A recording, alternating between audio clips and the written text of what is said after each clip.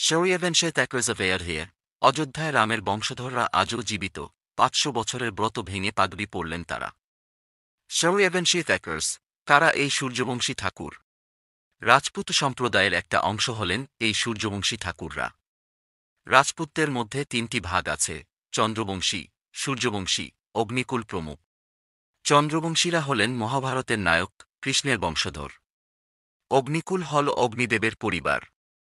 আর সূর্যবংশীরা নিজেদের রামের বংশধর বলে দাবি করেন। অযোধ্যা, আর মাত্র কয়েক ঘণ্টা তারপরই প্রাণ প্রতিষ্ঠা হবে অযোধ্যার রাম মন্দিরের। আর এর মধ্য দিয়ে ৫০০ বছরের পুরনো ব্রত ভাঙবেন সূর্যবংশী ঠাকুররা। মূলত অযোধ্যার সরাইরাসি গ্রামে থাকে এই সম্প্রদায়ের মানুষ।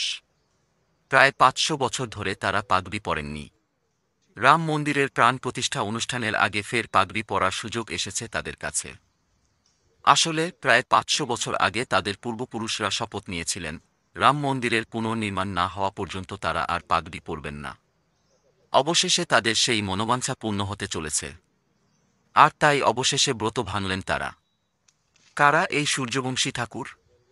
রাজপুত সম্প্রদায়ের একটা অংশ হলেন এই সূর্যবংশী ঠাকুররা। রাজপুতদের মধ্যে ৩টি ভাগ আছে: চন্দ্রবংশী, সূর্যবংশী, অগ্নিকুল প্রমুখ। চন্দ্রবংশীরা হলেন মহাভারতের নায়ক কৃষ্ণের বংশধর। অগ্নিকুল হল অগ্নিদেবের পরিবার। আর সূর্যবংশীরা নিজেদের রামের বংশধর বলে দাবি করেন।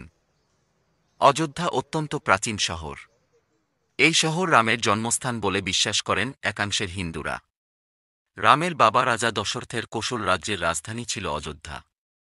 খ্রিস্টীয় একাদশ এবং দ্বাদশ শতকে অযোধ্যাতেই কনৌজ রাজ্যের উত্থান ঘটেছিল। অযোধ্যাকে তখন বলা হতো আওধ।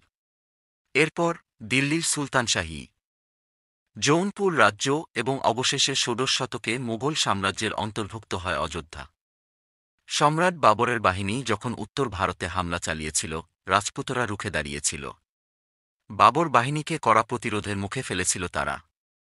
তবে ১৫২৮ সালে বাবরের সেনাপতি মীর বাকি অযোধ্যার রাম মন্দির ধ্বংস করে সেখানে বাবরি মসজিদ নির্মাণ করেছিলেন বলে দাবি করেন সূর্যবংশীরা।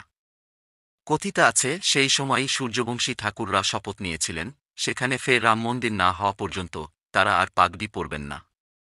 এই পাগড়ি ছিল তাদের গৌরব এবং সম্মানের প্রতীক। কিন্তু রাম মন্দির তার হৃত গৌরব ফিরে না পেলে তারাও তাদের সেই গর্বের পরিধান ধারণ করবেন না বলে ঠিক করেছিলেন। বাবরের সেনার সঙ্গে লড়েছিলেন তাদের পূর্বসূরি। ১৯৯২ সালে কোরশেবকরা হামলা চালিয়ে ভেঙে দিয়েছিল বাবরি মসজিদ। ২০১৯ সালে সুপ্রিম কোর্ট ওই জায়গায় একটি রাম মন্দির নির্মাণের নির্দেশ দেয়। ২০২৩-এ সেই রাম মন্দিরের গর্ভগৃহ নির্মাণ সম্পূর্ণ হয়েছে। মন্দির পুরোটা তৈরি হতে এখনও অনেকটাই বাকি। কিন্তু তার আগেই প্রাণ প্রতিষ্ঠা করা হচ্ছে রাম মন্দিরের, বাবরি মসজিদ নির্মাণের ৫০০ বছর পর। আর তাই রামের বংশধর বলে দাবি করা সূর্যবংশী ঠাকুররা ফের পাগড়ি পরা শুরু করছেন। রাম মন্দির নির্মাণের ব্রত যে পূর্ণ হয়েছে।